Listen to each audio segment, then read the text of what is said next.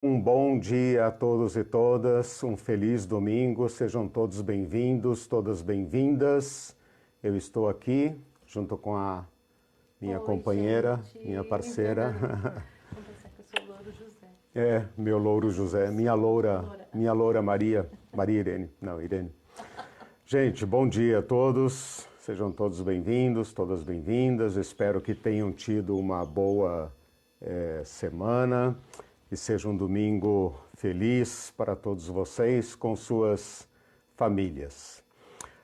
Compartilhem essa live que está começando agora. Também lembrem-se do nosso canal no YouTube.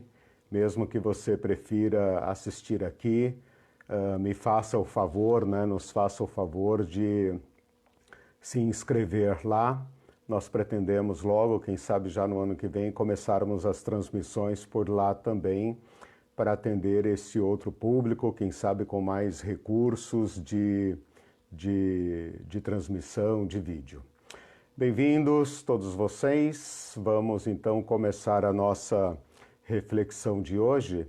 Nós estamos naquela parte do curso, na quarta sessão e última do curso, em que nós estudamos a proposição de Jesus a respeito do problema do poder, um poder distinto, um poder exclusivo, o resgate do poder, que nós estamos chamando aqui para dar a devida atenção à qualidade desse poder, de poder servitude, que é um poder ao lado de um poder para, e nunca jamais um poder de cima para baixo, um poder sobre ou um poder contra. É tão importante essa distinção, porque nós só conhecemos no nosso mundo, na nossa realidade social, desculpem, o poder de cima para baixo. É quem manda e quem obedece.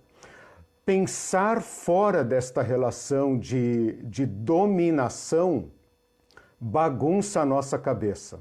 E Jesus sabe disso.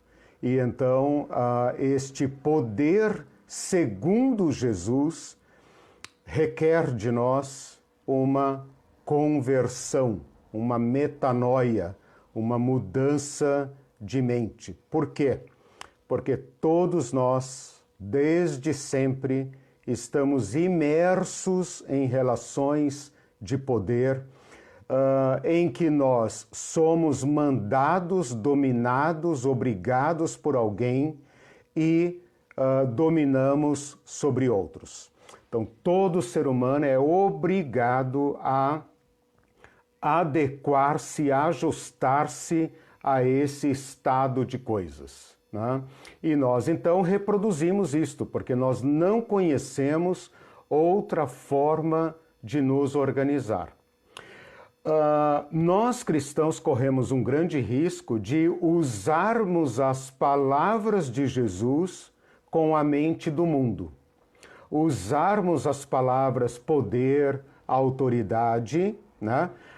Pastor, qualquer nome, qualquer título de liderança, mas com a mentalidade hierárquica, que é a mentalidade mundana inspirada por Satã. Usar as palavras de Jesus exige de nós uma conversão. Mas não pense assim, o que você está falando, cara? Eu já sou convertido há não sei quantos anos. Não é disso que eu estou falando. Estou falando de uma mudança de mente. Como nós nos colocamos, como nós nos vemos, como nós vemos os outros e como nós nos relacionamos com os outros. Uma pergunta básica poderia ser: este outro é meu concorrente? Eu posso usar este outro? Eu devo temer este outro? Este outro é uma ameaça para mim? Se vocês olharem atentamente, profundamente, vocês perceberão que as nossas relações são não apenas de poder, mas de medo.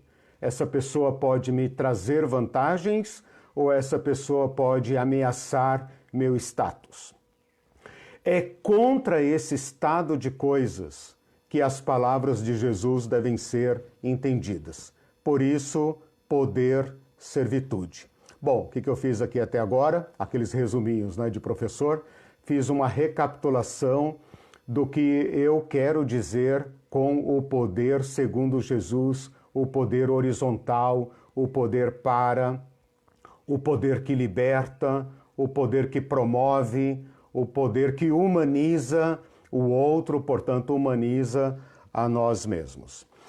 O que nós temos feito, então, nessas últimas aulas, nas últimas 2 aulas, é exemplos de aplicação do poder servitude àqueles subsistemas que nós estudamos em ao longo do curso.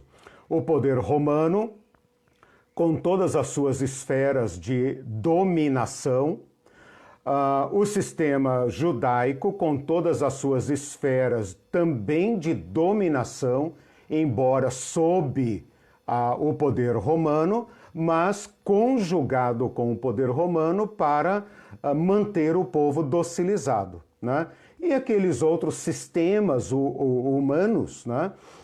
do povo, sistemas populares, de reação, de adequação, de subordinação, de derrota, de resignação, de replicação desse mesmo sistema que eles sofriam.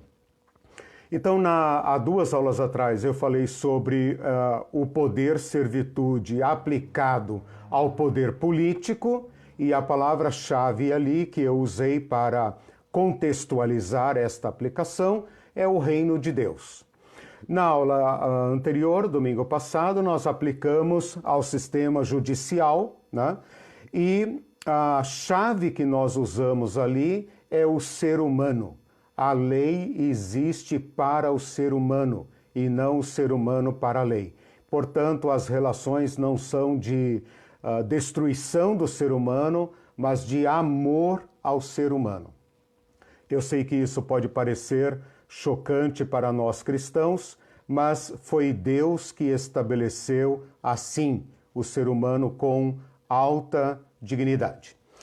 Hoje eu quero abordar uma terceira esfera de aplicação, que é a aplicação do poder servitude de Jesus aos sistemas de dominação fiscal, tributária. Vocês devem se lembrar que, quando eu tratei no início do curso, na primeira sessão, do poder fiscal, do poder de tributar dos romanos, eu disse que para o judeu comum, para o povo comum, a presença prática dos romanos se manifestava no poder de tributar. Onde que o Império Romano toca cada judeuzinho, cada judiazinha, né, da época de Jesus? Na tributação. Então, se o Império Romano não chega às mais baixas camadas populares da sociedade, pelo poder de tributar, pelo poder de confiscar o que qualquer pessoa produz, ou pelo simples fato de existir, de não ter morrido antes, né? Portanto, a partir de 12 anos, 14 anos, cada pessoa já devia um imposto per capita. Era assim que o Império Romano tocava de modo muito pesado a vida de cada ser vivo da época de Jesus. E é um imposto não análogo ao imposto moderno. Então esse é um primeiro cuidado que eu vou estabelecer aqui na nossa aula de hoje, que, embora a gente saiba, temos que repisar, né? Que é o seguinte: o imposto imperial, o imposto no mundo antigo, não é o imposto do estado de bem-estar social. O imposto, especificamente o imposto romano, que é o imposto de um império que invadiu e dominou militarmente, portanto, violentamente, o povo judeu, é um imposto de caráter expropriativo e indenizatório. O que significa isso? Expropriativo porque ele vai obrigar aquele povo a produzir a mais, então ele vai esgotar aquele povo, a capacidade de produção daquele povo, para obrigá-lo a produzir a mais e vai tomar desse povo via tributo todo esse excedente, deixando apenas aquele necessário para que aquele povo consiga continuar funcionando. Então, o império tinha que ter o cuidado de não esgotar, não matar a galinha dos ovos de ouro. Seria essa a ideia, né? Não pode quebrar a capacidade de produção, mas tem que expropriar, tem que sangrar aquele povo. Com isso, você enriquece, o império enriquece, a nação empobrece e impossibilita qualquer capacidade de reação ou de rebelião. E é também indenizatório porque o império vai cobrar do povo dominado as indenizações pelos custos que eles tiveram de dominá-los e de, pretensamente, protegê-los. Então é um serviço não desejado, imposto ao povo, né? Por isso chama imposto, né? Imposto ao povo, e o povo ainda tem que pagar por esses serviços. É algo meio não, né? Dois meios inteiro miliciano, né?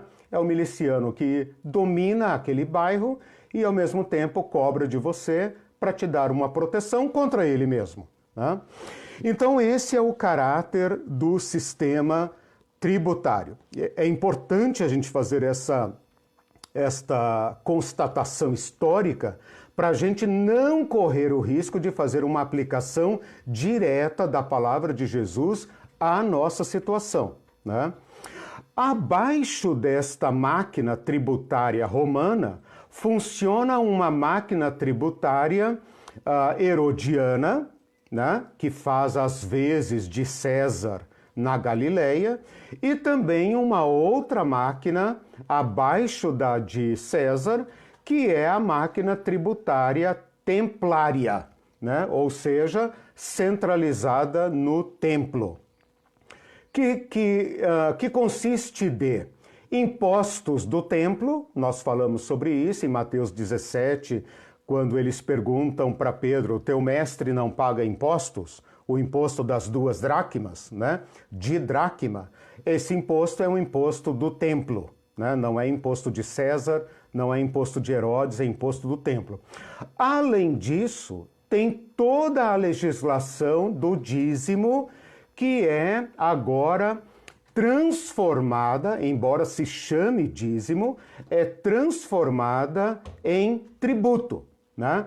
E com todo aquele rigor farisaico que nós conhecemos e já estudamos em aulas passadas. O que eu fiz então aqui até agora? Mais um resuminho, né? Eu mostrei na esfera romana e na esfera judaica como a máquina de tributar se duplica para sobrecarregar enormemente o povo. Não estranha que esta máquina de tributar, embora não fosse a intenção do império para manter o povo produzindo, né? Esta máquina de tributar tenha provocado tamanho empobrecimento, né? E desterramento, ou seja, o contingente de sem terras, de agricultores destituídos de suas propriedades e agora trabalhando como diaristas, ou passando fome, ou mendigando, ou adoecendo, ou caindo em escravidão, era tão alta no tempo de Jesus. Este problema, então agora eu vou falar da terceira sessão do curso, né? Só para completar essa recapitulação. Esta máquina de tributar, esta máquina de expropriar a produção do povo para benefício da elite romana e elite judaica, porque não é um estado de bem-estar social, é um império, né, que se conjuga com a elite local para manter o povo dominado. Esta máquina de tributar vai provocar reações ferozes da parte do povo. Então, todas as rebeliões narradas ou no Evangelho ou na história paralela ao Evangelho, extra-bíblica, se dão em torno do problema do tributo. Veja, para o judeu, além de ele sofrer esta expropriação, ainda tem um agravante, a agravante da lei de Deus. Eu vou falar sobre isso um pouco mais para frente.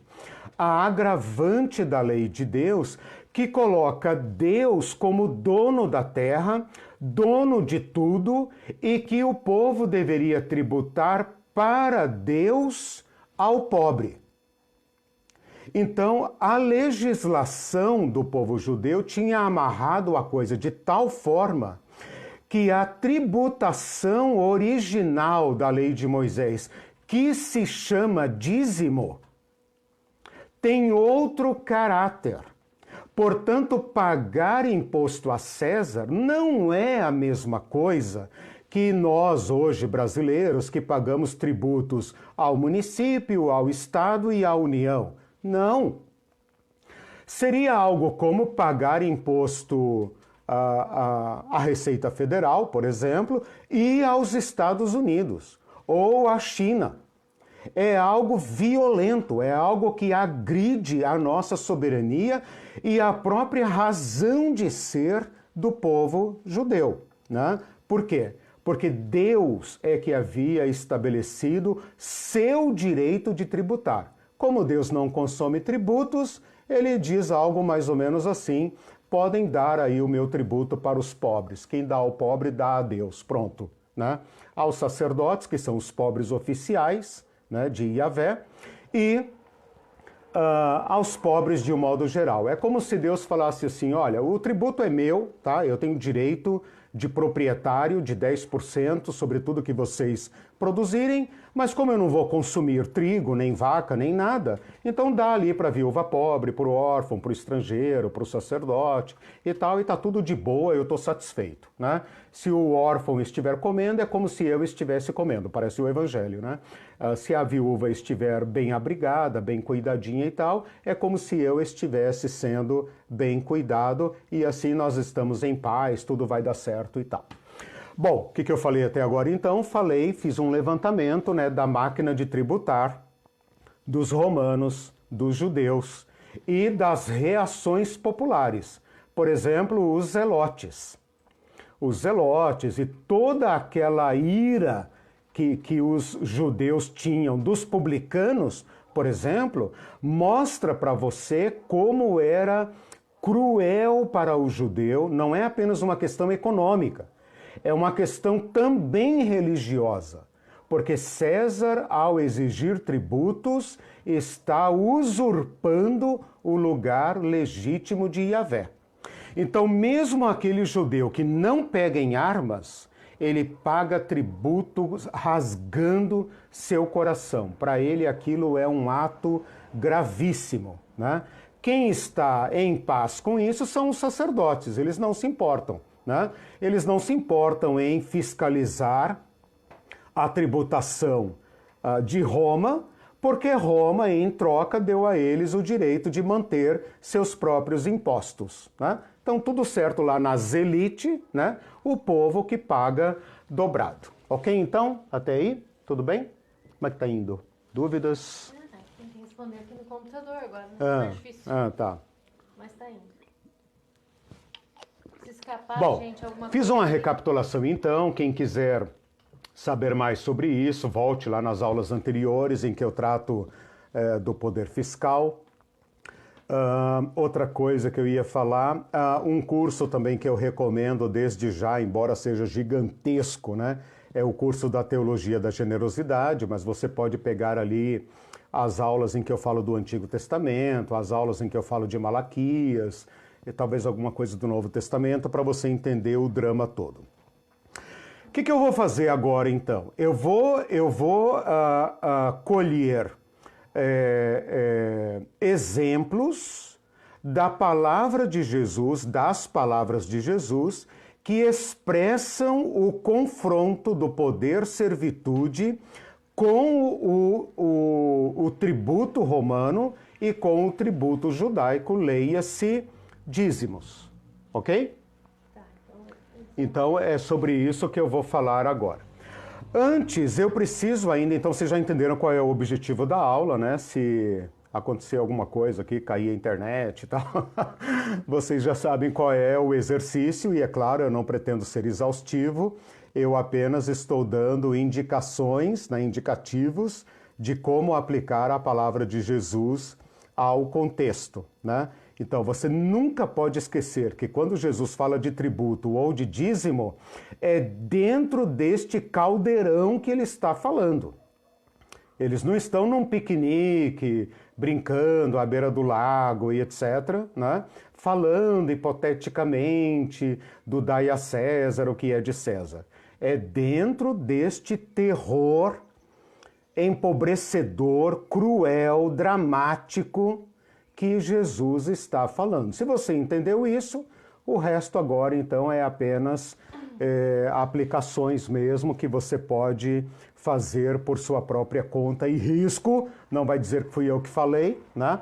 Porque você tem autonomia para acessar as escrituras. Claro, depois compartilhe aí com a gente. Uma coisa que eu preciso contar muito rapidamente, mas que também está no curso da Teologia da Generosidade, é a história do tributo, muito rápido, tá? É história, mas não é longa, não. A história do tributo dentro do povo judeu. Veja, o povo judeu nasce das entranhas do Império Egípcio. O Império Egípcio, obviamente, era um império tributador, óbvio. Todo império tributa, muito. Por que o império quer ocupar os povos ao redor e dominá-los? Para tomar a riqueza deles, se fortalecer e enfraquecer os vizinhos. Não tem outra alternativa, como diz o Eduardo Galeano, né? Nenhum império confessa isso.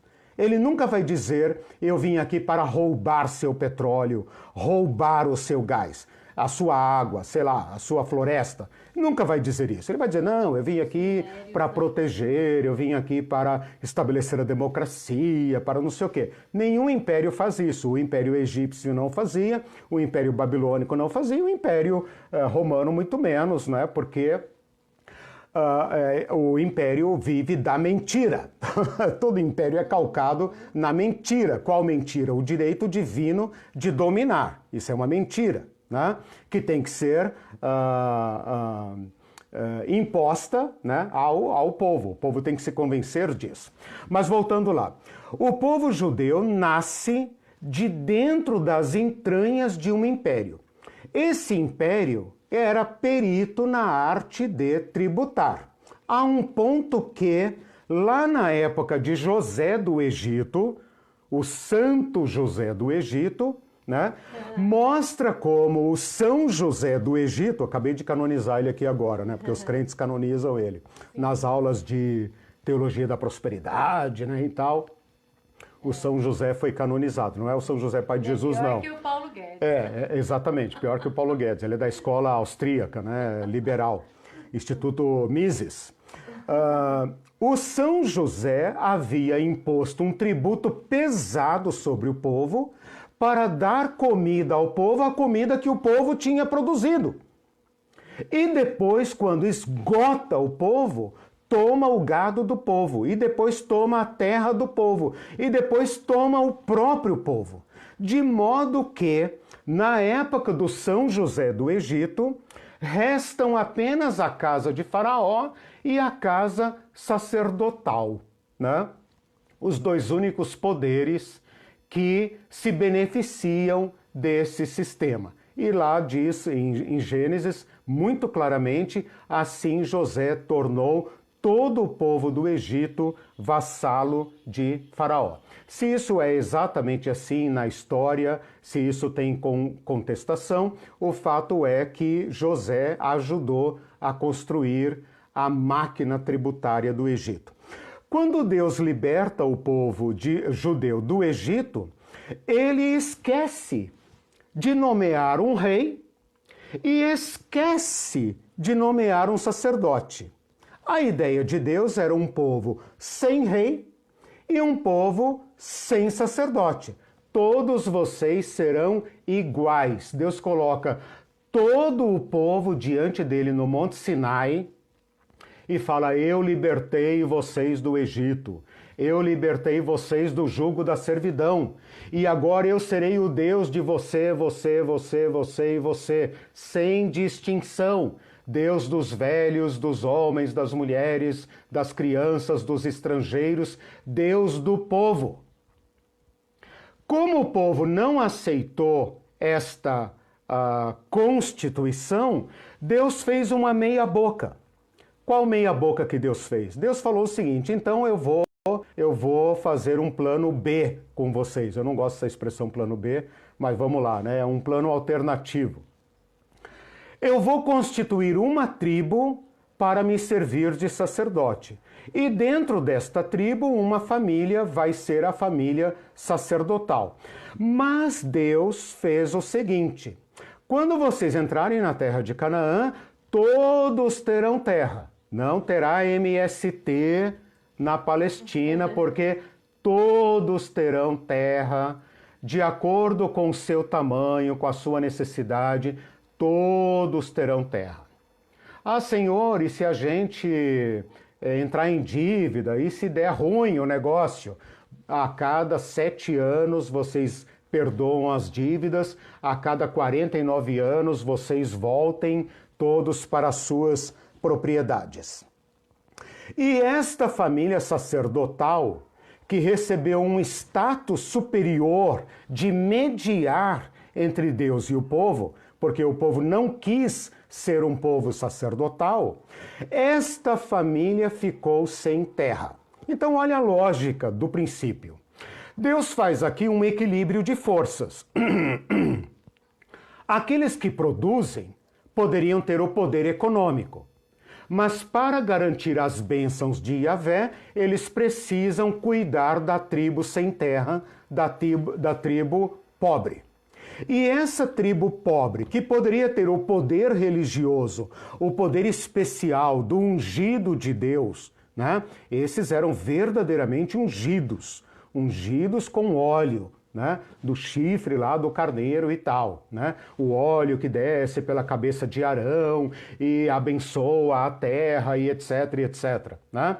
Esta tribo que poderia ser poderosa, semidivina, como eram os sacerdotes e os feiticeiros dos povos ao redor, fica uma tribo privada de propriedade. A lógica aqui é um equilíbrio de forças. Dentro desta lógica é que Deus vai estabelecer a legislação do dízimo, lá em Levítico, em Números e em Deuteronômio. Aqui eu não posso entrar em detalhes, porque tomaria muito tempo, mas você pode assistir pelo menos algumas aulas do curso de generosidade. Se quiser me perguntar qual aula, professor, etc., eu indico lá para vocês, né? Não vou procurar aqui agora para não gastar tempo, tá? Este tributo chamado dízimo, então vamos chamá-lo de dízimo para não confundir com tributo, né? Este dízimo, ele é profundamente libertário, comunitarista, porque a lógica dele é a partilha, é a lógica da solidariedade e não da expropriação. Esse dever recai sobre os produtores agrários, agropecuários, é o agronegócio. É o agronegócio de um povo agrário que é produtor de riqueza, portanto, está obrigado ao dízimo. Os pobres não recolhem. os pobres se beneficiam para que saiam da pobreza. Leia Deuteronômio 15. Para que não haja pobre entre vocês. Mas, gente, sempre haverá pobre entre vocês. Então, vocês sempre terão que praticar a solidariedade. Bom, vamos pular aí uns 500 anos para a época de Samuel, quando o povo fala assim: não queremos mais esse sistema. Não queremos que Deus reine sobre nós. Não queremos isso. Queremos um rei. E se você ler o Estatuto do Reino, o ponto central é Samuel dizendo para o povo: olha, o rei vai tomar de vocês o melhor da terra, o melhor do gado, o melhor dos seus filhos, o melhor das suas filhas. Vai custar caro. E o povo fala: não, é isso que nós queremos. Bom, a monarquia é uma tragédia. Quando você vê no final do governo de Salomão, o povo está dizendo: alivia o nosso fardo porque a gente não aguenta mais. É, meu filho, construir templo, palácios, jardins, fortalezas, armar exércitos, ter burocracia, sustentar toda a nobreza das 1000 mulheres de Salomão e seus sei lá quantos filhos custa caro. Quem é que paga? O produtor. Então Salomão desarticula completamente a estrutura mosaica e estabelece os distritos da Receita Federal. E isso custa caro. Bom, a história do reino de Israel, então, é um fracasso total que vai terminar na boca de outro império. Então a história de Israel é assim: sai de um império, estabelece um regime de solidariedade. Esse regime é rejeitado pelo povo, eles caem no regime da monarquia e a monarquia fracassa completamente e eles caem na boca de outro império e nunca mais se libertam. Então eles passam do tributo babilônico para o tributo medo-persa, depois para o tributo do Império Grego, depois para o tributo dos Ptolomeus no Egito, depois para o tributo dos Seleucidas na Síria, né? Quando eles conseguem organizar ali um certo reino sacerdotal dos Asmoneus, eles caem de novo na mão do tributo doméstico, que não é dízimo, né? E depois então caem, né, no animal guloso, o animal voraz mais violento de todos, que é a máquina de tributar romana. Contei em rapidíssimas palavras a história do tributo na nação judaica. Se você observar, e eu falo isso lá no curso da generosidade, a palavra dízimo desaparece de Samuel e só vai reaparecer lá em Esdras e Neemias. Significa dizer o seguinte: durante todo o período da monarquia judaica não houve dízimos. Portanto, a pobreza aumentou, a destruição da estrutura agrária foi aumentada, havia ricos, havia pobres e sofrimento, e é por causa disso que o reino foi para o buraco. Tudo bem até aí? Sim, a Marlene perguntou o seguinte: quando José escravizou o povo, foi durante o tempo dos 7 anos de fome, sem chuva, imagino. Isso. Se não havia chuva, não havia nada que produzir. Se a terra está seca, não há produção. Minha pergunta é: que tipo de produção eles eram forçados a prestar a Faraó? Não quer dizer que não tinha produção nenhuma, né? A fome passou, né? É que num sistema agrário, a quebra de produção repercute durante muito tempo, né? Se você deixa de colher um ano, você quebrou aí 3 anos, no mínimo, de produção. Então, cair em fome e escassez era uma coisa muito comum. Mas o que eu quis dizer, Marlene, é que a partir de José, pelo menos, se a gente ficar apenas no material de Gênesis, né? A partir de José está estabelecida uma lógica que vai perdurar, né? Eu não sei exatamente se foi José que criou a máquina tributária, mas Gênesis deixa claro que ele agravou o sistema, né? E depois dali, a questão é a seguinte, né? Um direito adquirido dificilmente é reformado, né? Se o faraó aprendeu a comer a riqueza do povo, ele não abre mais mão disso, né? Então, a história seria mais ou menos assim. Bom, eu vou então agora para o enfrentamento de Jesus em relação a César. E aqui eu vou me basear naquela famosíssima palavra de Jesus: dai a César o que é de César e a Deus o que é de Deus. Depois, se sobrar tempo, eu quero falar sobre o dízimo, né? Pegando especialmente aquela palavra de Jesus aos fariseus, quando ele fala: ai de vocês, escribas e fariseus hipócritas, que dão o dízimo do endro, da hortelã e do cominho e negligenciam os preceitos mais importantes da lei. Eu espero que, com esse panorama que eu levantei até agora, nesse primeiro terço da aula, né, você já tenha condições de medir, de mensurar o impacto dessas palavras de Jesus naquele contexto.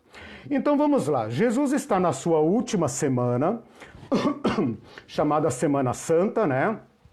Entre o domingo de Ramos e o domingo da ressurreição. Ele está ali pela quarta-feira, por ali, e os evangelhos narram diversas polêmicas das autoridades com Jesus, querendo apanhá-lo em alguma situação problemática para terem condições de formalizar uma denúncia contra ele. Quando esse povo chega para ele e fala: ó Cristo, em público, né? Jesus no templo, diante de curiosos, de discípulos e de inimigos. Ó Cristo, é lícito pagar imposto a César? E Jesus, então, vocês lembram bem da história, Jesus fala: por que vocês me testam, seus idiotas? Não, desculpa, não está escrito idiotas, está escrito hipócritas. Por que me experimentais, hipócritas? Me deem aí uma moeda, vocês têm aí uma moeda de César? Aí os hipócritas são obrigados a pegar dentro do lugar santo do pátio do templo, não é ainda o lugar santo, né? Mas é o pátio do templo, né? Uma moeda estrangeira com uma imagem de César. Tá tudo errado. Esse dinheiro não podia entrar lá, eles deveriam ter feito o câmbio pela moeda sagrada do templo, e essa moeda não deveria ter imagem nenhuma, porque pela própria ética religiosa dos fariseus, era proibido exibir uma efígie, um ícone, uma imagem de César dentro do templo de Yahvé. Portanto, está desmascarada a farsa. Jesus não toca, aparentemente, pelo texto, Jesus nem toca na moeda. Ele pede uma moeda, mas ele nem pega. Ele fala: o que está escrito aí? De quem é essa imagem e essa inscrição? E na imagem tem uma figura de César e certamente ali está escrito Tibério César, filho de Deus. E Jesus então responde magnificamente: dai então a César o que é de César e a Deus o que é de Deus. E deixou todo mundo com cara de choque, e enquanto isso ele sai dali. Bom, todos os especialistas deste texto entendem que Jesus deu uma resposta enigmática.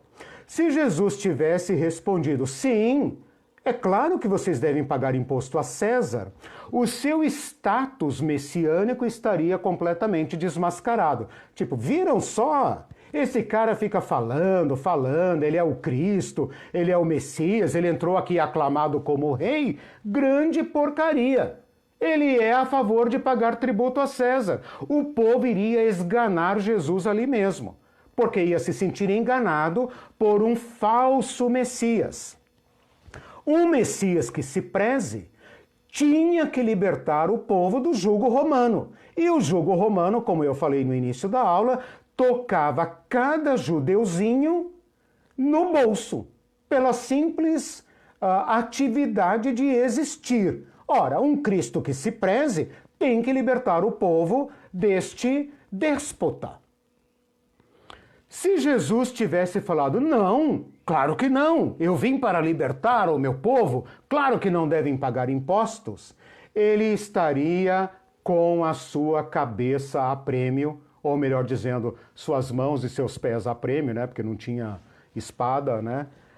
Ele ia ser morto na cruz, ele teria sido agarrado ali mesmo e já levado imediatamente para o calabouço e esperar a sua crucificação, porque ele teria cometido um crime gravíssimo de sedição contra Roma, e Roma não podia tolerar que um homem sequer se levantasse, contra a tributação.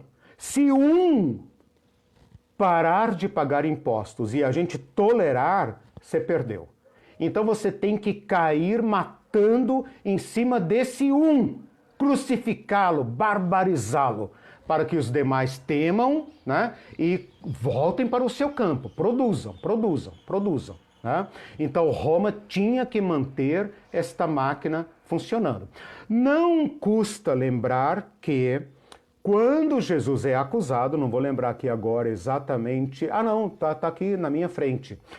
Quando Jesus é acusado perante Pilatos, uma das acusações contra Jesus que Lucas registra, Mateus e Marcos acho que não, eu anotei aqui apenas Lucas, capítulo 23, versículo 2, registra, fala assim, olha, esse homem perverte a nação. Ele afirma ser rei e fala que nós não devemos pagar imposto a César. Bom, onde tem fumaça tem fogo, né? Jesus deve ter dado a entender, né, que ele era antipático à tributação romana. Tanto é que seus adversários ousaram afirmar esta acusação contra Jesus, e Jesus sofreu a morte de um traidor. Então, de alguma forma, as autoridades romanas perceberam que Jesus tinha um potencial libertacionista que colocava em risco a subordinação do povo ao tributo romano, ok? Bom, então expus aqui a palavra de Jesus, como vocês sabem.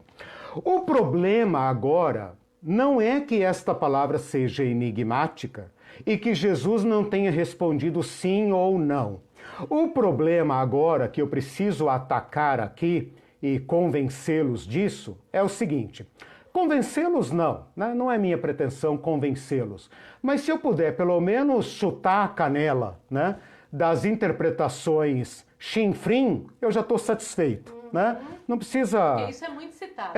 Exatamente. Se eu puder pelo menos meter o porrete, né, nas baboseiras, eu já fico satisfeito, porque a tua cabeça já vai ficar meio desarrumada, né? E aí, quem sabe, o Espírito Santo consegue convencê-los de uma conclusão, e se o Espírito Santo convencê-los, vocês, por favor, me avisem, porque eu ainda estou à procura da engenhoca desse negócio aqui. Bom, o que eu preciso fazer agora é refutar as interpretações comuns, populares, que as igrejas dão, até o povo fora da igreja, né, conhece essa expressão, dai a César o que é de César, Jesus bem falou, né, e tal. Bom, primeiro eles tratam isso como se fosse um princípio cristão de separação de igreja e Estado. Falso. Falso. Primeiro porque não tem Estado naquela época, não tem nada naquela época que se pareça com o Estado moderno. Vocês sabem que o conceito de Estado moderno é agora pós-Revolução Francesa. Antes da Revolução Francesa, não se pode adequadamente chamar os países, as nações, né, de Estado. Claro que a gente pode falar, o Estado, não sei o quê, né, a Espanha como um Estado, Portugal como um Estado, mas é impróprio. Porque quando nós falamos Estado, no sentido específico de falar separação entre igreja e Estado, nós estamos falando de uma instituição moderna. Portanto, pós-Revolução Francesa, século XVIII. Né? E também não devemos falar em igreja, tanto porque igreja não existia nessa época, como a igreja como nós conhecemos é uma criação muito posterior. Então, a gente fala da igreja primitiva, a gente fala da igreja patrística, da igreja católica, da igreja constantiniana, da escolástica, etc, etc. Mas podemos falar até da igreja protestante, das igrejas protestantes. Mas, adequadamente, este conceito de igreja não é tão moderno quanto o Estado, mas é medieval.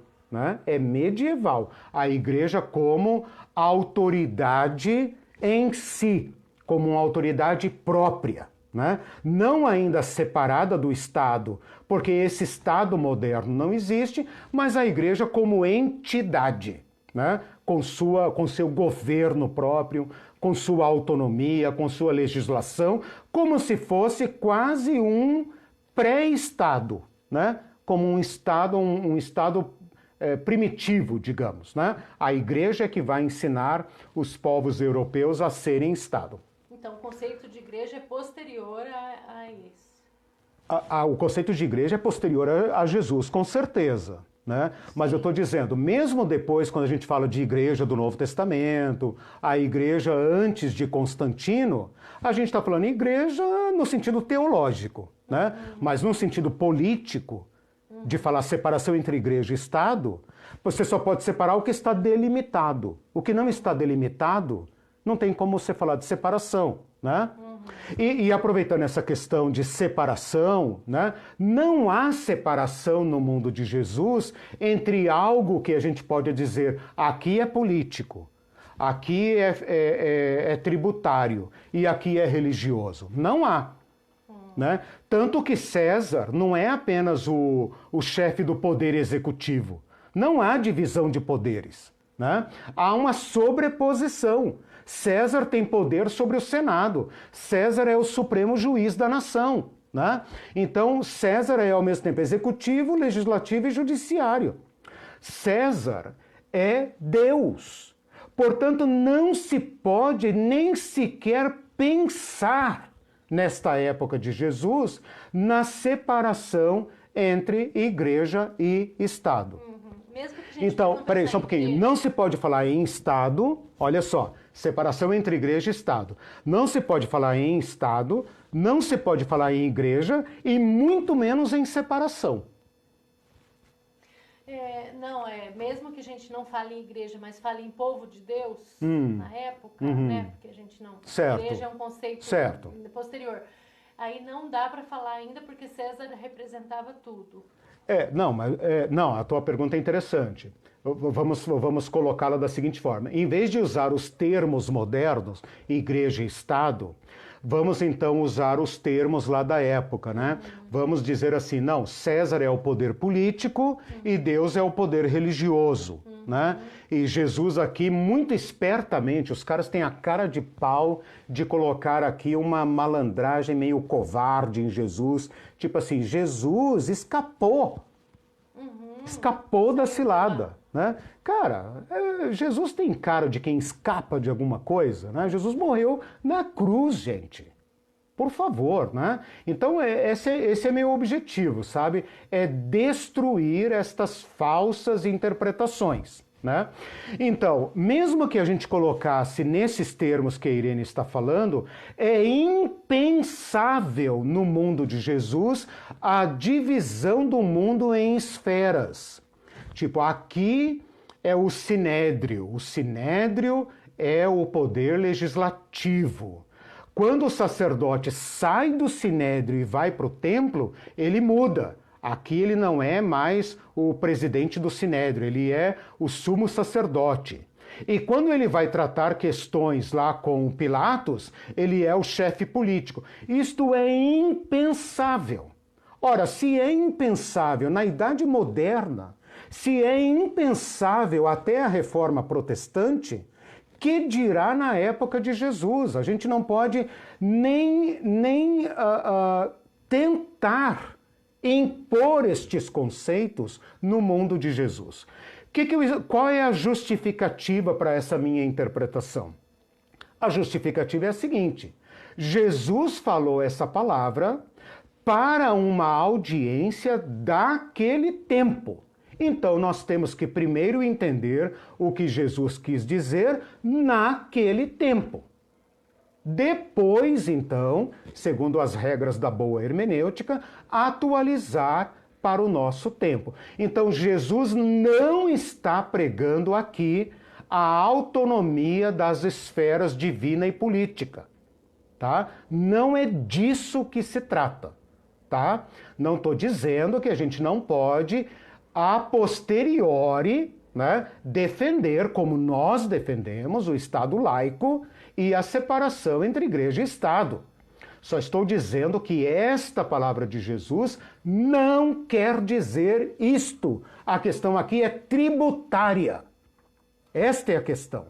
Segundo problema muito grave que tem que ser levado em conta aqui, que os neozinhos, né, os irmãos esquecem, é a seguinte: César não é o poder legítimo, que tenha legitimidade, portanto, para tributar aquela nação. É como se Jesus estivesse dizendo: o que essa moeda de César está fazendo aqui? Ora, vocês aceitam César, então paguem por isso. Mas o que essa moeda está fazendo aqui? Por que vocês estão usando o dinheiro de César? Vocês não sabem que o dinheiro deve ter um valor local? Por que vocês estão usando dólar? Vocês não têm uma moeda própria? Vocês não são capazes de estabelecer um sistema monetário próprio para lidar com seus próprios problemas? Então, esse é um problema gravíssimo. Se Jesus estivesse querendo dizer é lícito pagar imposto a César, Jesus estaria indiretamente, implicitamente dizendo: César é o legítima autoridade estabelecida por Deus. Esta é a teologia do império. A teologia do império é que considerava César filho de Deus e a grande notícia do império como um evangelho. Eu falei isso na aula sobre política. O termo Cristo, o termo reino, o termo evangelho são políticos.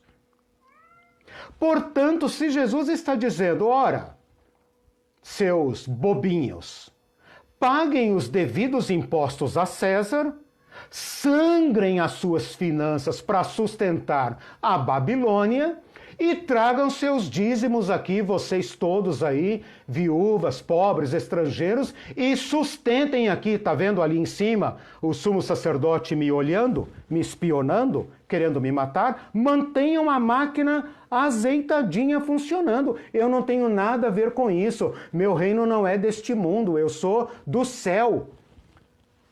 Morram de pagar impostos a César e encham a casa do sacerdote de propriedades e tragam as suas dívidas aqui para ele anotar. E quando morrerem, hoje mesmo estarão comigo no paraíso. Não, irmãos, não é isso que Jesus quis dizer. Então tem dois problemas muito graves aqui. Primeiro, Jesus não está falando de separação entre igreja e Estado. Segundo, se estivesse falando sobre a autonomia do poder político, esse poder político não seria César.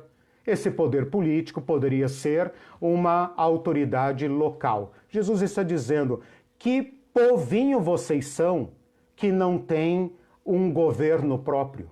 Eu sou o filho de Davi.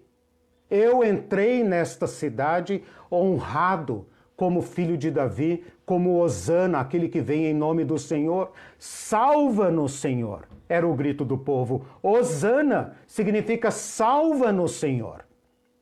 E Jesus não reprovou a multidão. Ele falou, até as crianças sabem quem eu sou, até as pedras vão dizer quem eu sou. Vocês estão pagando tributo a César, vocês estão coligados com César, vocês ajudam a recolher o imposto de César. Ele estava confrontando a liderança. Se vocês estão botando o seu pescoço debaixo do jugo de César, paguem por isso. Vocês não estão com a moeda dele aí no bolso? Vocês têm vantagens financeiras, econômicas, para estarem com essa moeda idólatra aqui na casa do meu pai. Jesus tinha acabado de expulsar os mercadores. Jesus tinha acabado de dizer, alguns dias antes, vocês têm feito da minha casa um covil de ladrões e salteadores, fora daqui, fora daqui. Portanto, não pode significar separação entre igreja e Estado e não pode significar uma legitimação da autoridade de César para tributar. Então, o que é que Jesus quis dizer? Jesus, vou dar uma resposta talvez não totalizante, né? Porque o próprio Jesus evidentemente falou em termos enigmáticos. Mas essa palavra enigmática tocou muito mais profundamente do que a questão em si. Jesus tocou o nervo deste povo. Jesus tocou a liberdade deste povo. Se o Filho vos libertar, verdadeiramente sereis livres.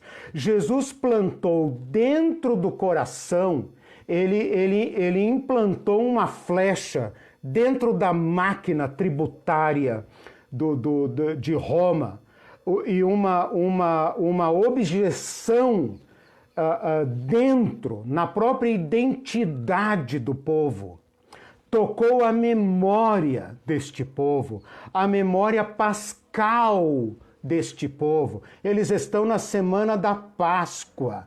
Páscoa é libertação do império do Egito e, portanto, de todos os impérios. Jesus faz eles lembrarem que eles foram constituídos para serem uma nação solidária, uma nação em que todos teriam o seu quinhão de terra, em que eles alienariam apenas 10% da produção e não haveria pobreza entre eles. Então Jesus planta algo aqui muito mais profundo do que uma resposta sim ou não. Sim ou não encaixaria Jesus ou no povo covarde porque traiu a Deus e obedece a César, ou no povo rebelde, e então Jesus seria ou um zelote ou um fariseu, e ele estaria liquidado. Quando Jesus lembra o povo das coisas de Deus, devolvam esta porcaria desta moeda a César e deem a Deus o que é de Deus. O que é de Deus, meus irmãos, os judeus entenderam. Tanto entenderam que Jesus retira-se logo dali, né? É mais ou menos como aquela coisa de contar uma piada para uma pessoa que não tem senso de humor, né? Já aconteceu, né? Conta uma piada, né? Dali 5 minutos a pessoa cai na gargalhada porque ele entendeu a piada, né? Jesus, né? Jogou uma resposta que deixou completamente perturbada a lógica daquele dilema. Quando eles entenderam a questão, Jesus já tinha saído dali, né? E depois, quando preso, vai ser acusado de trazer um reino, fazer-se rei e pregar rebelião contra César. O que não é falso, né? Jesus está fazendo esse povo lembrar, nada aqui é de César. César é um falso Deus. César não é filho de Deus. César não tem direitos sobre essa terra. Deem a Deus o que é de Deus. O que é de Deus? O dízimo do sacerdote? Não. Leia o Levítico. Minha é a terra. Ninguém é dono da terra de modo permanente. A terra é minha. Todos vocês são apenas estrangeiros nela. Eu estou concedendo a vocês o direito de uso da terra. Mas esse uso não é permanente, porque toda a terra é minha, todos os animais são meus, todas as pessoas são minhas. E, portanto, são iguais. E, portanto, todos têm o mesmo direito. César não tem direito de nadar em ouro, de beber o melhor vinho, comer o melhor trigo, vestir as melhores roupas e se encherem de joias. Se Jesus tivesse feito isso, ele seria o Anás e o Caifás e o Satanás. Porque é isso que sustentava Roma. Quem que sustenta Roma? O dai a César o que é de César. O que é de Deus? Tudo. Portanto, Jesus planta no centro do coração dos seus discípulos uma nova mentalidade. Como eles vão implementar esta nova mentalidade, aí nós podemos discutir. Se o povo cristão parasse de pagar impostos, eles iriam, eles iriam ser perseguidos, mortos, triturados, eles seriam, é verdade. E foram. Né? Jesus Cristo é o Senhor. Foram. Né? Eles repartem os bens entre si. Eles mudam de profissão para não pagar impostos. Eles poderiam ameaçar greves. Houve uma proposta, uma ameaça de greve geral do campo contra o imperador Calígula, poucos anos depois, e o Calígula voltou atrás. O Caio Calígula, no ano 40, 41, queria colocar uma estátua dele dentro do Santo dos Santos. O povo judeu ficou tão horrorizado que ameaçou todo mundo abandonar o campo. Não semear, simplesmente. Não semear. Fome por fome, nós estamos acostumados a passar fome, né? Nós temos mecanismos da nossa lei que nos permitem deixar a terra sem semear. Roma é que não vai gostar. E o imperador Calígula volta atrás para não enfrentar desabastecimento. Portanto, o campo tem força contra o explorador. Jesus planta aqui ideias de liberdade. E esta liberdade vai colocar os cristãos na rota de colisão com a máquina de exploração do império. Tem uns comentários aqui, o pessoal tá meio alvoroçado, assim, né? A Tatiana diz assim, nossa, essa aula precisa ser ouvida pelo mundo. Nunca ouvi desse jeito essa explicação. Não convém, né? Porque não olhando para a realidade dos povos faz todo sentido. Então a resposta de Jesus foi meio irônica, né?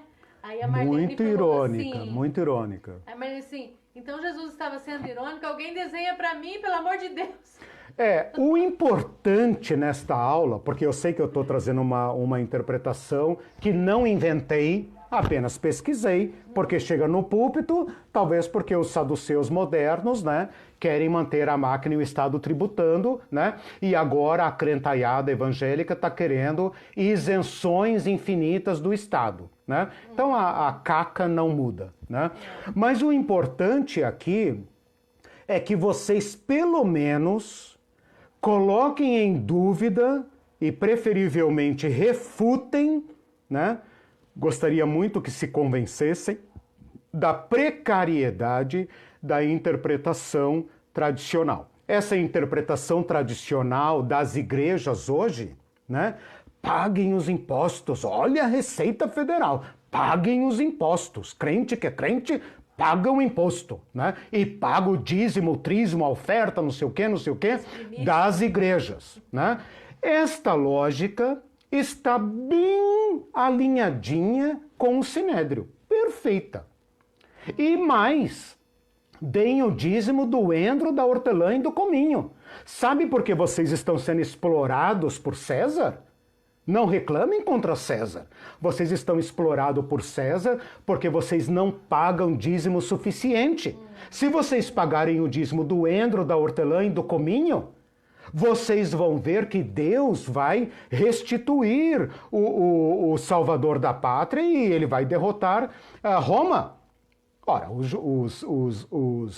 as autoridades sabiam muito bem que isso nunca iria acontecer, né? Então é isso, é um evangelho que não liberta. A gente ouve muito nos púlpitos, especialmente essa interpretação de separação. Total, é a eles única. Não chegam a falar isso. É a única. Mas eles citam, literalmente, né, textualmente, Jesus disse, inclusive eu tenho visto agora, para não misturar a política Exatamente. na igreja, eu tenho visto cristãos progressistas, que não fundamentalistas, mas que continuam fundamentalistas. Exatamente. Nesses quesitos. Jesus só está interessado no céu e na alma, assim, questões espirituais. Então, a gente tem que aprender Só que é uma coisa difícil você falar simplesmente, Jesus está sendo irônico, porque precisa todo esse contexto que você está colocando. Porque senão Deus e Jesus estão legitimando o império. Eu acho muito grave isso. Esse é o ponto. Esta palavra tem que ser entendida tanto dentro desse contexto que eu reconstituí aqui, mas também dentro da própria pregação de Jesus. Isso. Ora, como Jesus tem a cara de pau, desculpem, né, a crueza, a liberdade com Jesus, né? Como Jesus tem a cara de chegar no reino de César e falar, é chegado o reino de Deus. É chegado o reino de Deus. Senhor, mas eles mandam dar o dízimo do endro, da hortelã e do cominho. Pois é, eu vou lhes dizer o que é mais importante, a justiça, a misericórdia e a fidelidade. Se vocês fizerem isso, vocês nunca vão engolir camelo. É isso. Jesus está dizendo para eles o seguinte, vocês não estão percebendo que esse dízimo do templo não é mais dízimo? Deixou de ser dízimo há 1000 anos. E agora chama dízimo, tem nome de dízimo, mas na verdade é um tributo. E aquele dízimo da lei de Moisés, que era solidário, para equilibrar a balança social, para que não houvesse aumento de miséria, de pobreza. Bolsa Família. Era uma distribuição de renda, era uma taxação de grandes fortunas do campo, para que houvesse distribuição de renda. Vocês não estão vendo que, embora essas autoridades religiosas chamem de dízimo, a lógica é tributária? Que todo mundo agora, porque quem é que não tem um endro, a hortelã e o cominho no quintal? Então todo mundo agora tem que dizimar e a classe sacerdotal está ficando cada vez mais rica porque é isenta de impostos de Roma e cobra seu próprio imposto e dízimos, porque a lei de Moisés manda, né? Vocês não estão vendo o aumento da pobreza, do endividamento, da perda das propriedades agrárias, da fome, da loucura, das doenças, enquanto Anás e Caifás se veste como um pequeno rei? Então Jesus está tocando aqui a base da teologia diabólica. E está fazendo o povo pensar o seguinte, lembra quem vocês são. Não é a semana da Páscoa, né? Agora, tem uma coisa importante aqui que eu queria dizer o seguinte. Tecnicamente, né, eu sou meio fascinado por língua portuguesa, gramática, etimologia. Tecnicamente aqui não é uma ironia.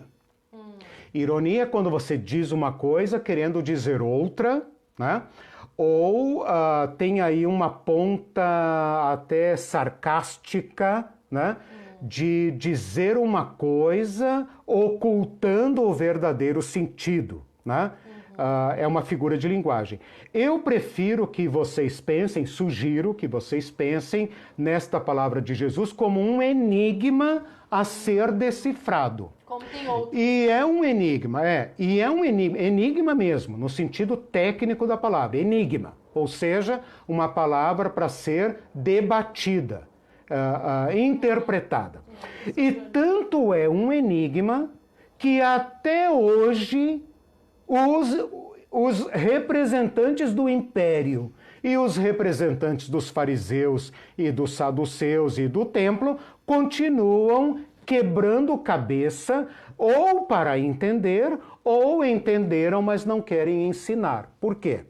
Porque esta palavra de Jesus tem em si uma potência libertadora.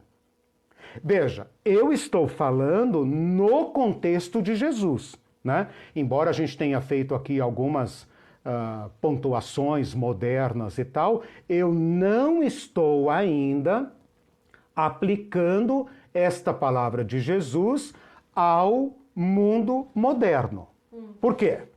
Porque o Estado moderno tem outra finalidade, né? Basta ler aí as teorias do Estado moderno.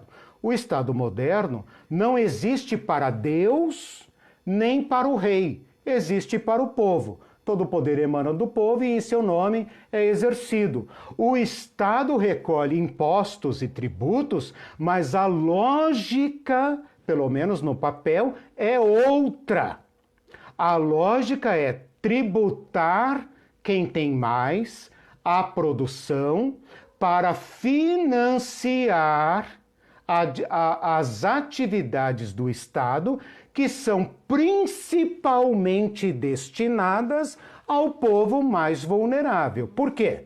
Porque todo o sistema econômico que nós conhecemos na história, de capitalista a qualquer outro, comunista, qualquer outro, já experimentado na história, é incapaz de atender a todos ou de evitar a desigualdade social.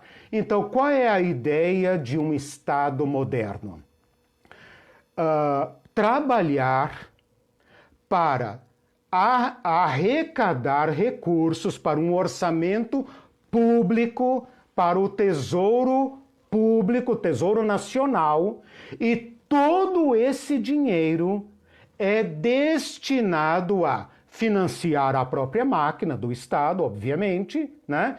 E prestar serviços à população, preferencialmente àqueles que mais dependem do Estado, os pobres, os idosos, os doentes, né? Para que haja igualdade social, para que os mais pobres não sejam tão pobres, para que os mais ricos não sejam tão ricos. Lógica comunista? Não. Lógica do estado de bem-estar social, né? Quando a gente fala, por exemplo, quando se fala, e eu subscrevo evidentemente esta tese, da taxação das grandes fortunas, da isenção de impostos para as faixas salariais mais baixas, como agora está sendo proposto por um dos candidatos, né? É claro que isso está em linha com o Evangelho. Porque a palavra de Jesus diz o seguinte: o grande faça-se servo do menor. O governante seja aquele que serve. Os maiores façam-se pequenos. Os primeiros façam-se últimos. Perfeita. A lógica do Estado moderno é mais cristã do que o comunitarismo, do que o comunismo, na verdade, o comunismo histórico, né? E é mais cristão, evidentemente, do que qualquer outro sistema econômico. Muito, principalmente o capitalismo. É óbvio. É no Estado moderno que o Estado agora não existe mais nem para a nobreza nem para a igreja. Por isso a importância do Estado laico. Nós não vamos sustentar uma classe clerical. Nós não vamos. Nós não vamos produzir um corpo clerical rico. Nós não vamos produzir mega pastores, mega eventos, mega igrejas, mega templos. Nós não vamos, porque é contra a lógica. E também não vamos ter uma família monárquica, nem no sentido formal, nem no sentido prático.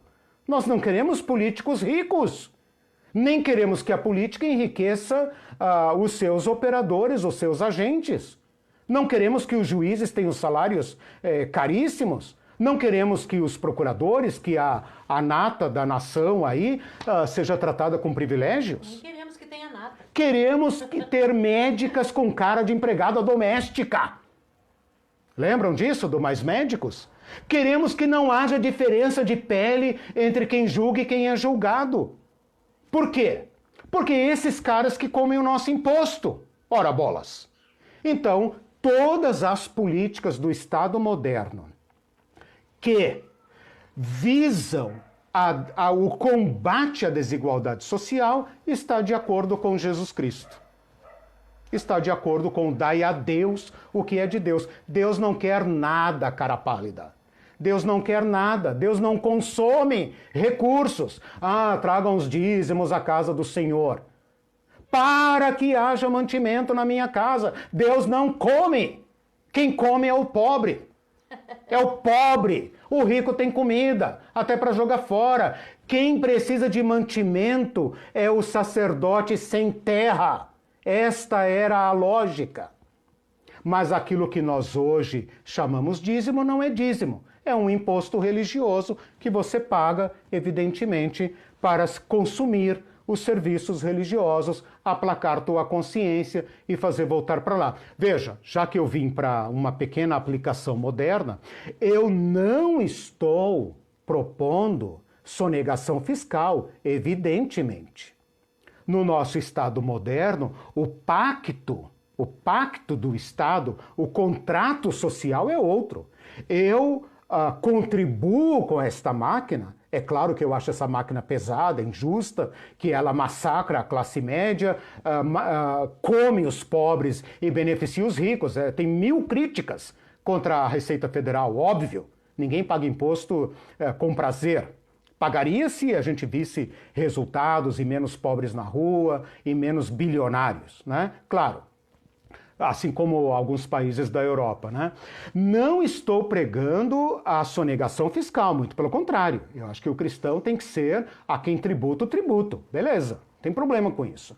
Mas nós temos que ser os primeiros a denunciar as distorções que o Estado pratica, especialmente contra os mais pobres.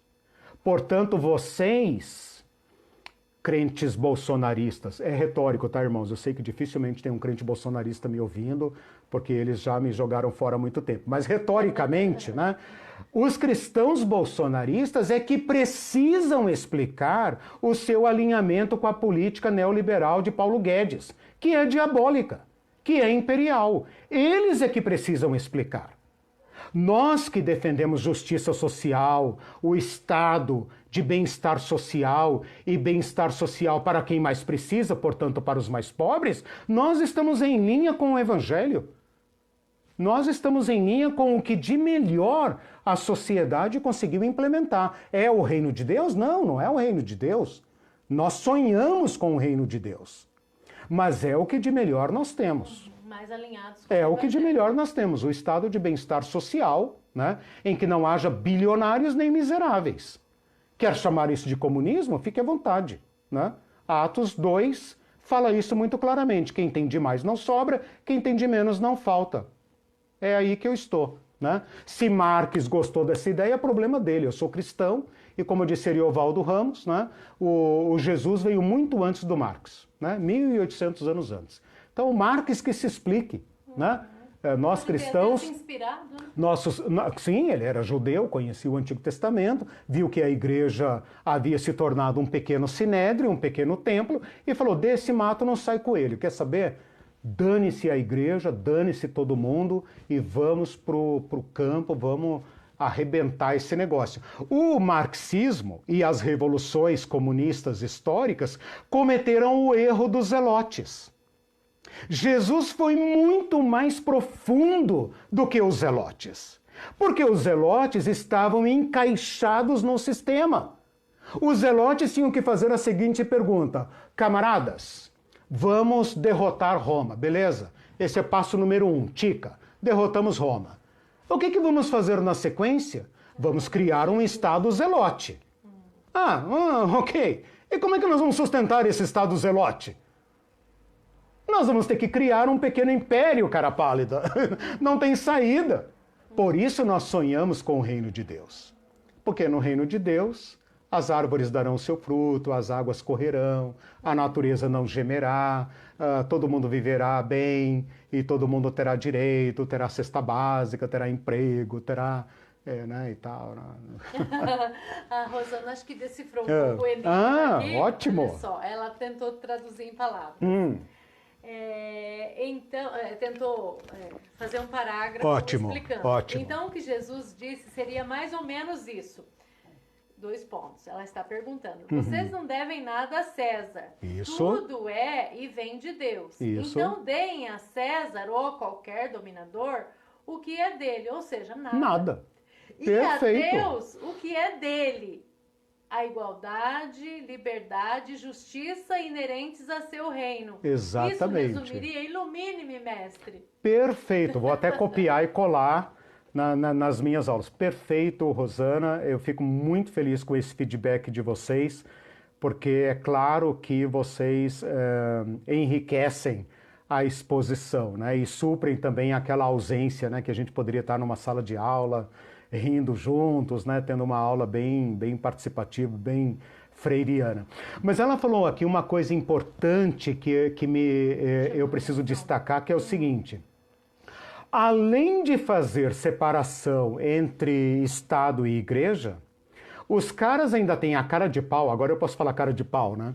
Os caras ainda têm a cara de pau de buscarem privilégios do Estado, portanto a Igreja nunca vai denunciar as injustiças do Estado e da elite que se apropriou do Estado, né? A Igreja adora o capitalismo como se fosse o céu, né? O capitalismo, a economia de mercado, Jesus está quase chegando ali, cara, né? Jesus está quase ali, tá nas nuvens já, para a gente entregar o Wall Street para ele, né? E do outro lado, quando fala dai a Deus o que é de Deus, eles pensam apenas em coisas espirituais. Isso. Por isso que foi bonito quando ela falou deem a Deus o que é de Deus. Deus não precisa de nada. Chão, né? Claro, Justiça. claro. Por isso que eu contei a historinha do dízimo.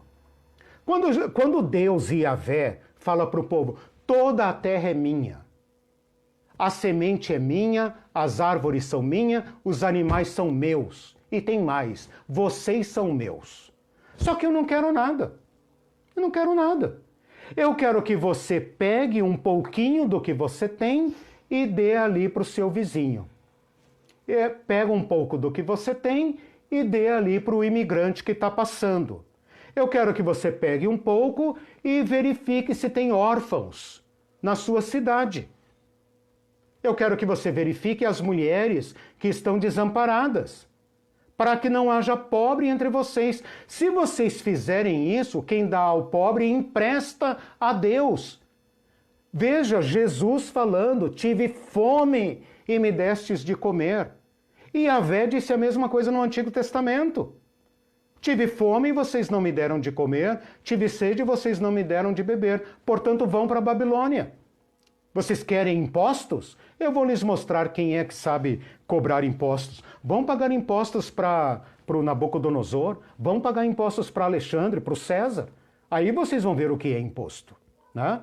Então, Jesus tocou a trava aonde estava aninhada a teologia oficial que legitimava.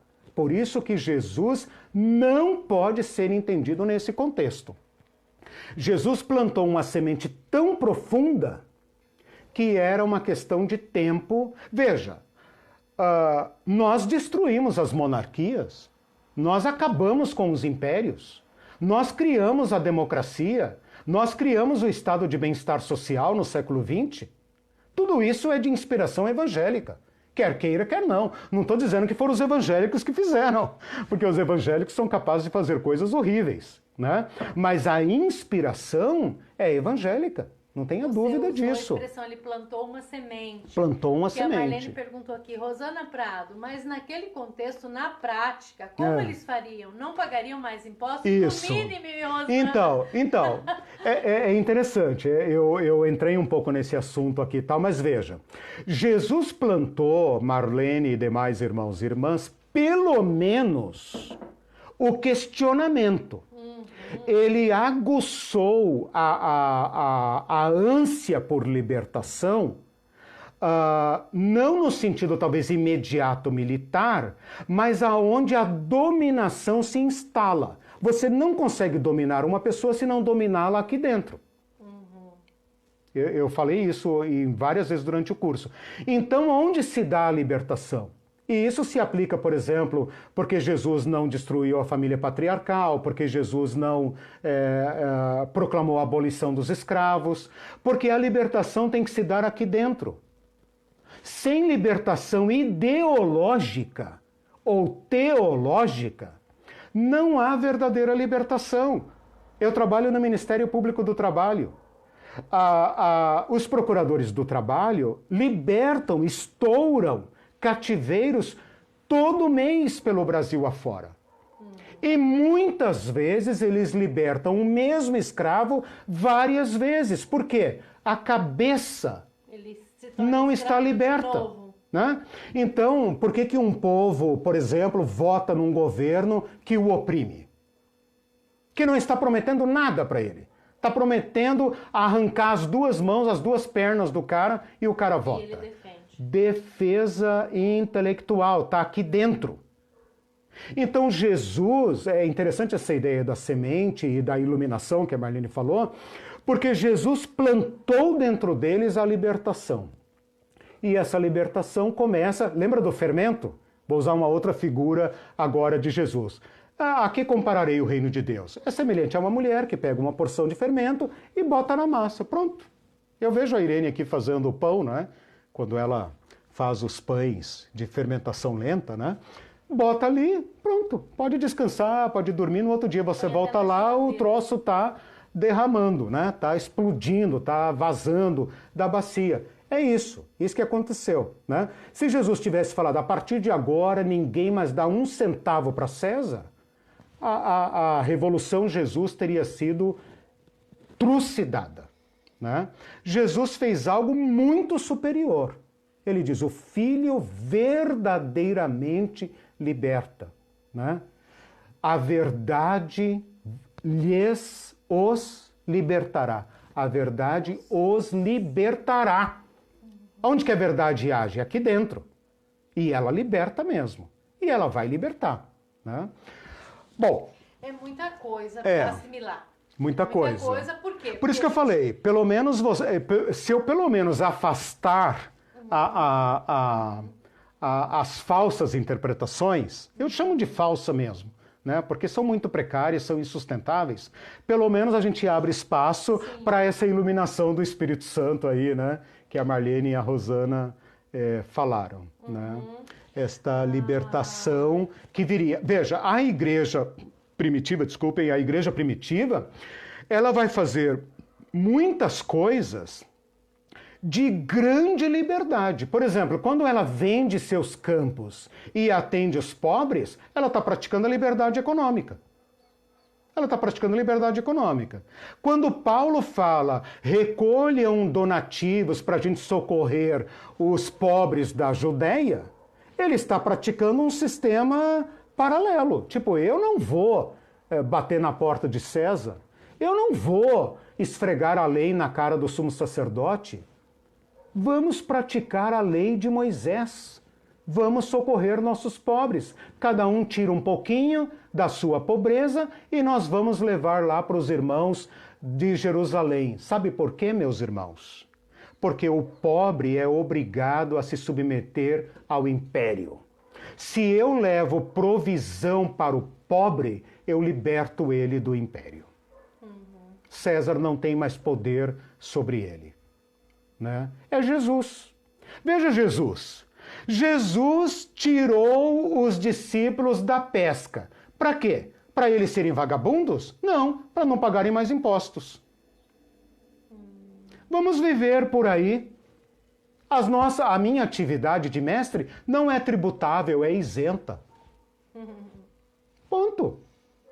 Vamos viver das aves do céu e do trigo do campo. É permitido, a lei de Moisés permite. Passar num campo, meter a mão e comer, é permitido.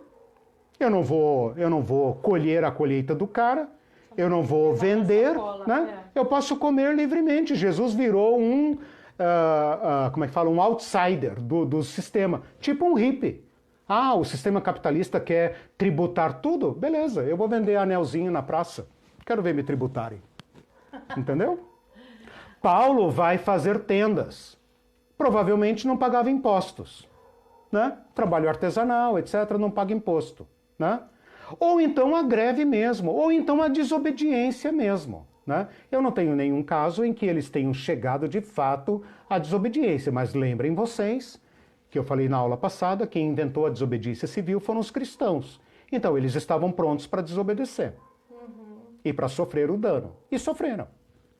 Eu acho que você falou que é um enigma, né? Eu acho que a gente tem que estar muito disposto a tomar muito cuidado quando a gente lê uma coisa estranha que Jesus falou e pareceu estranho, que parece que ele está defendendo alguma coisa estranha. Exatamente. Então não tem só esse enigma. Por exemplo, tem aquele outro enigma que fala assim, os sãos não precisam de médico. Aí a pergunta que ninguém faz é, mas quem é são? Ninguém é, gente, enigmas. No sentido espiritual, ninguém é são e todos quem pode entender, entende. Né? Então, tipo assim, quem reconhecer a sua própria necessidade vai me receber, né? Eu vim para todos, mas aqueles que... Mas as pessoas citam esse versículo, assim, a Bíblia fala que os sãos não precisam de médico. Gente, mas ninguém é são. A outra, por exemplo, é aquele, alguém bate na tua face, você dá esse eu vou explorar, esse eu vou então, mas só para mostrar numa outra dimensão, os enigmas. Eu quero ler comentário aqui. A Francione disse, Jesus veio muito antes de Marx. Boa, perfeito. Marx é que copiou Jesus porque os crentes se calaram. Exatamente.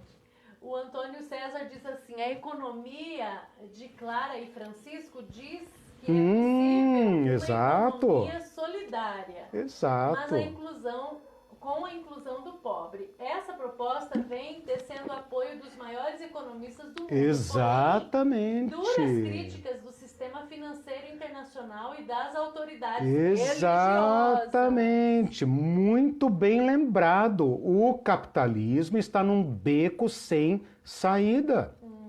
As palavras de Jesus serão agora estupendas, né? Bem lembrado. Há muitos especialistas procurando formas alternativas, sustentáveis de economia.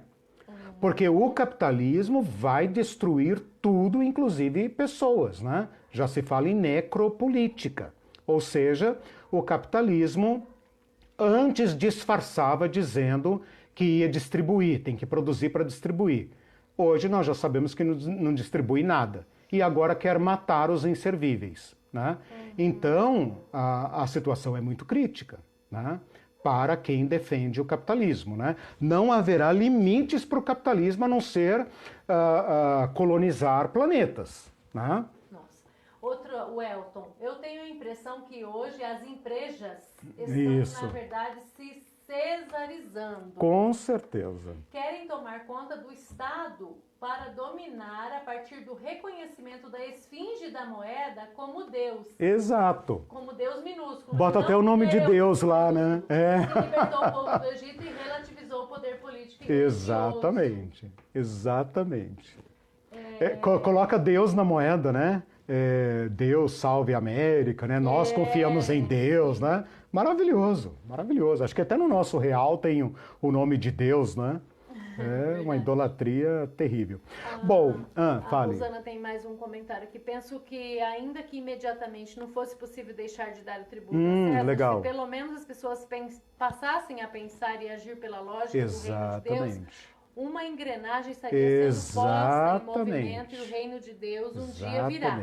Lembrando, gostei dessa palavra engrenagem. Você põe uma lógica para funcionar aqui dentro. Libertou aqui dentro, esse povo já não é mais dominável. Sim, lembrando que o próprio Jesus fez o discípulo pescar um peixe para tirar a moeda, para pagar. Então não era assim, para não paguem, sejam rebeldes. Sim, mas eu já expliquei esse texto aqui quando eu falei do imposto templário. Ali sim tem ironia. Eles querem dinheiro? Então pesca um peixe lá, um dinheiro perdido e dá para eles, mas não tira do teu trabalho. Ali tem ironia. Sim. Tipo assim, vamos zombar desses caras. Eles querem dinheiro? Vamos pagar.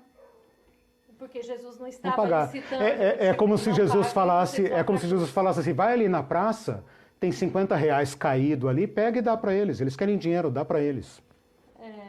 A Marlene deu risada. Colonizar planetas, tem coisa mais ridícula que isso? Os trilionários do mundo estão indo para o espaço, né? O capitalismo é ridículo, né? Jaciana diz, vamos fazer um coro até nos ouvirem, que a Marlene falou, do que você falou. Jesus veio muito antes de Marx, né? Uma coisa que eu queria deixar claro aqui é o seguinte, né? Espero que fique claro isso. Eu não estou pregando sonegação fiscal, mas o dever de sermos críticos do Estado, profundamente críticos do Estado. Nossos candidatos devem ser comprometidos com aqueles que mais precisam do Estado, que são os pobres, evidentemente, classe média baixa para baixo, né? Classe média para baixo, evidentemente, todos dependem do Estado, menos os milionários, que são os que menos dependem do Estado. Nós temos que ser a favor de igualdade social, de justiça social. Então, espero que vocês, claro, vocês, eu tenho certeza que entendem isso, mas espero que quem nos ouça, quem entrar em contato conosco, entenda isso. E nós podemos fazer mais. Nós podemos praticar o dízimo original, que é a generosidade. Muita gente acha que não é dever do Estado cuidar dos pobres, é dever da igreja cuidar dos pobres. E é dever que a igreja assume. Ninguém tem o poder de dizer, vocês aí crentes têm que cuidar dos pobres e tal. De fato, é um jogo de empurra-empurra e os pobres ficam a ver nada, o prato vazio, né? Na nossa atual Constituição federal, na maneira como nós nos organizamos como república, é tarefa do Estado, sim. O dízimo do Antigo Testamento era um tipo de tributação solidária, antiestatal, solidária. Não era para financiar o sistema religioso, era para financiar a igualdade social. Quem é que faz esse papel hoje? As empresas? Não, o Estado.